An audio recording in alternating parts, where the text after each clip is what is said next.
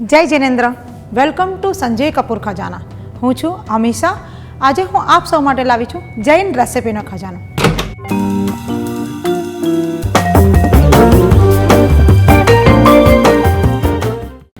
આજે આપણે અહીંયા બનાવશું ડિફરન્ટ ટાઈપની દાળ.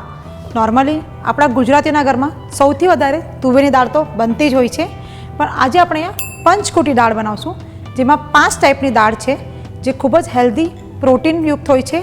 તો ચાલો આજે આપણે પંચકુટી દાળ બનાવીએ.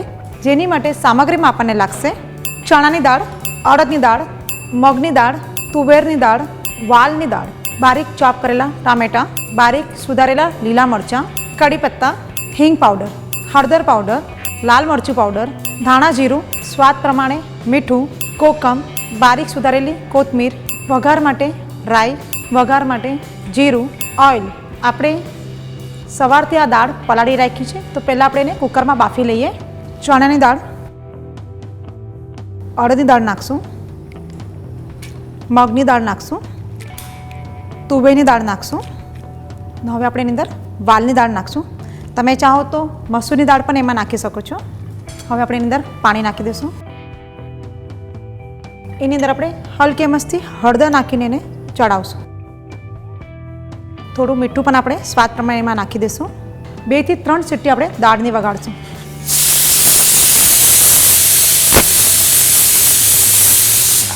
આપણી દાળ અહીંયા થઈ ગઈ છે. 2 થી 3 સીટીમાં અગર જો સવારથી પલાળેલી હોય તો થઈ જશે. આ રીતે આપણી દાળ તૈયાર થઈ ગઈ છે. હવે આપણે પહેલાં વઘારની તૈયારી કરશું. એક પેનમાં આપણે પહેલાં ઓઇલ લઈ લઈશું. આપણું ઓઇલ અહીંયા ગરમ થઈ ગયું છે. આપણે એની અંદર રાઈ નાખશું, જીરું પણ એની અંદર નાખશું. આપણો વઘાર અહીંયા થઈ ગયો છે. એની અંદર આપણે હલકી મસ્તી હિંગ પાવડર નાખશું, બારીક સુધારેલા લીલા મરચાં પણ એની અંદર નાખશું, થોડા કડી પત્તા નાખશું. એની અંદર આપણે આ જે બારીક સુધારેલા ટામેટાં છે એ પણ એની અંદર નાખશું. હવે આપણે એની અંદર મસાલો કરશું. હળદર ઓલરેડી આપણે દાળમાં નાખી છે, તો આમાં થોડી જ નાખશું. થોડું લાલ મરચું પાવડર નાખશું, ધાણા જીરું પાવડર નાખશું અને પાછું આપણે આ વઘારને હલાવી લઈશું. હવે જે આપણી બાફેલી દાળ છે એની અંદર નાખીને થવા દઈશું. અહીંયા આપણે ખટાશ માટે કોકમ નાખશું અને સ્વાદ પ્રમાણે એની અંદર મીઠું પણ નાખશું. આની અંદર આપણે થોડું દાળના હિસાબે પાણી નાખશું અને કોથમીર પણ આપણે એની અંદર જ નાખશું. 2 થી 3 મિનિટ માટે આપણે દાળને ઉકળવા દઈશું. આપણી દાળ પ્રોપર તૈયાર થઈ ગઈ છે, કેમ કે આપણું જે વઘાર છે એ ઉપર આવી ગયો છે. તો હવે આપણે એને એક સરસ મજાના બાઉલમાં કાઢી લઈશું. આ આપણી જૈન પંચકુટી દાળ તૈયાર થઈ ગઈ છે. રોટલી હોય કે રોટલા બધા સાથે આ દાળ ખાવામાં ખૂબ જ સરસ લાગે છે. તો તમે પણ આ વાનગી ઝટપટ બનાવો.